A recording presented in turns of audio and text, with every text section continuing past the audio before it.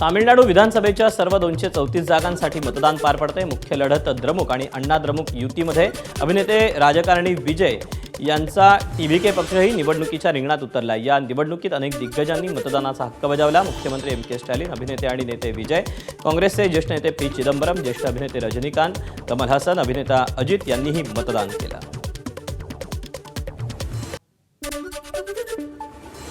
पश्चिम बंगाल विधानसभा निवडणुकीच्या पहिल्या टप्प्याचं मतदान पार पडतंय। पहिल्या टप्प्यात 152 जागांसाठी तर दुसऱ्या टप्प्यात 29 एप्रिलला 142 जागांसाठी मतदान पार पडतंय। तृणमूल काँग्रेस आणि भाजप यांच्यात थेट लढत होती। ममता बॅनर्जी यांच्या नेतृत्वाखालील तृणमूलची गेल्या 15 वर्षांपासूनची सत्ता संपुष्टात आणण्यासाठी भाजपनं जणू कंबर कसली। खुद्द पंतप्रधान नरेंद्र मोदी आणि केंद्रीय गृहमंत्री अमित शहा यांनी अनेक दौरे केले। ममता बॅनर्जीही आपली सत्ता टिकवण्यासाठी प्रयत्नशील आहेत। त्यामुळे पश्चिम बंगालचं मैदान कोण मारणार हे 4 मे रोजी कळेल। पश्चिम बंगालमधल्या मतदानाला हिंसाचाराचं गालबोट लागलं। मुर्शिदाबादमध्ये मतदान केंद्रावर सुतळी बॉम्ब फोडण्यात आला। कुमारगंजमधल्या मतदान केंद्रावरही तणाव निर्माण झाला। टीएमसी कार्यकर्त्यांनी भाजपच्या पोलिंग एजंटला अडवल्याचा आरोप होतोय। भाजप एजंटला स्थानिकांनी हुसकावून लावल्याची माहिती समोर आली आहे।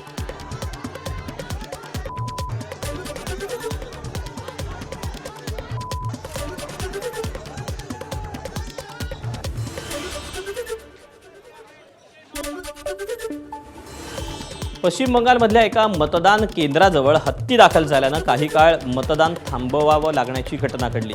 पश्चिम बंगालमध्ये पहिल्या टप्प्यात 152 जागांवर मतदान होते। झारग्राम जिल्ह्यातल्या जितूसोल प्राथमिक शाळेत हे मतदान केंद्र आहे। अचानक गजराज इथे अवतरल्यानं रांगेत उभे असलेले मतदार काही काळ घाबरून गेले। थोड्या वेळानंतर हत्तीला हुसकावून लावण्यात आलं।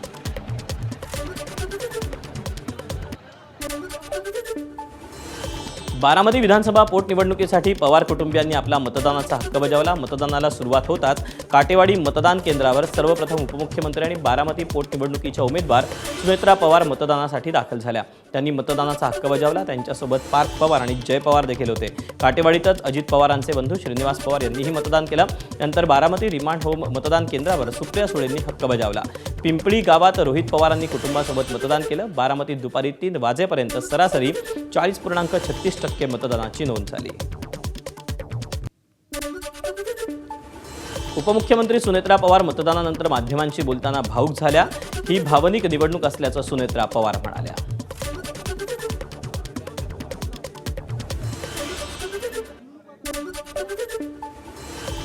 सगळ्याच बाजूने अत्यंत भावनिक निवडणूक आहे।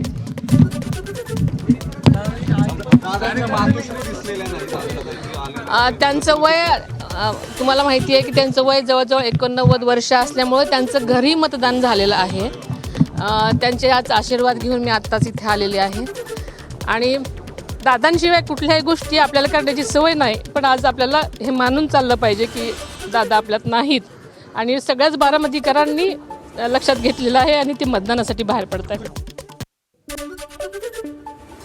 अहिल्यानगरच्या राहुरी विधानसभा पोटनिवडणुकीत तिरंगी लढत पाहायला मिळते। भाजपकडून अक्षय कर्डिले निवडणुकीच्या रिंगणात आहेत, तर शरद पवारांच्या राष्ट्रवादीचे गोविंद मोकाटे यांनी कर्डिले यांना आव्हान दिले। याशिवाय ठाकरेंच्या शिवसेनेचे बंडखोर अपक्ष उमेदवार रावसाहेब खेवरेही निवडणुकीच्या रिंगणात उतरले। या तिन्ही उमेदवारांनी मतदानाचा हक्क बजावला। या पोटनिवडणुकीत आता कोण बाजी मारणार हे पाहावं लागेल।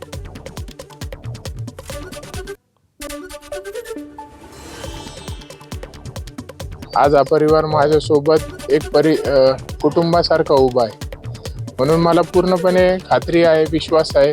मी आज डोळे बंद करून सांगू शकतो की इथं येणारा प्रत्येक व्यक्ती नगर राहुरी पाथर्डीचा हा पूर्णपणे साहेबांच्या प्रती असणारी भावना ही माताच्या रूपात व्यक्त होऊन मला संधी देतोय। त्या संधीची जाणीव मला आयुष्यभर राहणार आहे। राहुरीतले ठाकरेंच्या शिवसेनेतले बंडखोर अपक्ष उमेदवार रावसाहेब खेवरे यांनीही मतदान केलं। राहुरी तालुक्यात देसवंडीत त्यांनी कुटुंबासह मतदान केलं। तालुक्याच्या अस्मितेसाठी लढत असल्याचं ते म्हणाले। आपल्याकडे धनशक्ती नसली तरी जनशक्ती आहे असा दावा त्यांनी केला।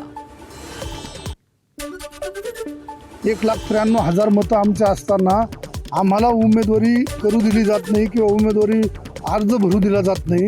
त्याच्याचमुळं मी ह्या तालुक्याची अस्मिता घेऊन ह्या तालुक्याच्या सर्वसामान्य कुटुंबातल्या माणसाला घेऊन ही निवडणूक लढतोय आणि ही निवडणूक मी 100% जिंकणार। ह्या तालुक्यात परिवर्तन होणार आहे आणि तालुक्याच्या अस्मिता म्हणून उद्या रावसाहेब खेवरेच आमदार होणार आहे। बारामतीच्या पोटनिवडणुकीत दादांच्या वारसाची चर्चा रंगली. जय पवार यांनी 2029ची निवडणूक लढवण्याची इच्छा बोलून दाखवली. कार्यकर्त्यांना वाटतं आपण निवडणूक लढवावी असं जय पवार म्हणाले. त्यामुळे जय पवार आता राजकारणात सक्रिय होणार असल्याची चर्चा रंगली. जरी सुनेत्रा वहिनींची असली तरी देखील चर्चा ही आहे की तुम्ही या पुढच्या काळात आता 2029 मध्ये तुम्हाला त्या सगळ्या याच्यात पुढे केलं जातं आहे आणि तुम्ही ज्या पद्धतीने लोकांची मागणी आहे की 19मध्ये मी उमेदवार व्हावं, 29मध्ये मी उमेदवार व्हावं. पण माझी आशा आहे, नाही तर माझ्या मनात काय आहे की मी पक्षाचा छोट्या कार्यकर्ता म्हणूनच कास माझे पुढे चालू ठेवावं आणि सगळ्यांना तिथं मदत करावी. 29ला तुम्ही तुमची तयारी असणार नाही, मी तुम्हाला आताच बोललो, माझी नाही, लोकांची ती मागणी. जय पवार. दरम्यान बारामतीत 2029ला पुन्हा पवार विरुद्ध पवार ही लढत होणार का, याविषयी अजित पवारांचे बंधू श्रीनिवास पवारांनी प्रतिक्रिया दिली.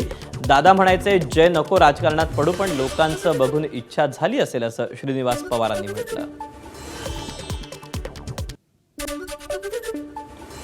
तो दोघंही तरुण आहेत, त्याच्यामुळं असू शकतं. आता प्रत्येकाची ती वेगवेगळी मतं आहेत. रोहितचं मत आहे, जयचं मत आहे की त्याला उभं राहायचं.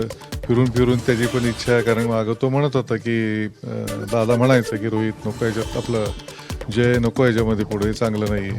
पण लोकांचं बघून बघून बघून इच्छा तयार झालेली असेल आणि त्याच्यात चूक काही नाही आहे. शेवटी दादाचा मुलगा आहे तो, कोण ना कोणतरी 29ला बहुतेक वहिनी माघार घेतील आणि हा येईल असं दिसतं. रोहित पवारांना स्वतः बारामतीमधून निवडणूक लढवण्याची इच्छा आहे का, असाही प्रश्न उपस्थित होतो. आता ते त्यांनी ठरवायचे, त्याच्या डोक्यात काय हे आपण सांगू शकत नाही आणि ते कालच ठरवेल. मग ते म्हणतात की मी कर्जत जामखेडवरूनलाच लढेन, पण अलीकडे त्यांचं बारामती परिसरामध्ये दौरा करणं, लोकांना भेटणं वाढलं आहे. हो, ते मी पण बघतोय वाढलेलं आहे, पण त्याच्यामुळं साहेबांचा मतदारसंघ सांभाळायची जबाबदारी पण त्याला घ्यायची असेल, सांगता येत नाही म्हणून पण वाढलं असेल.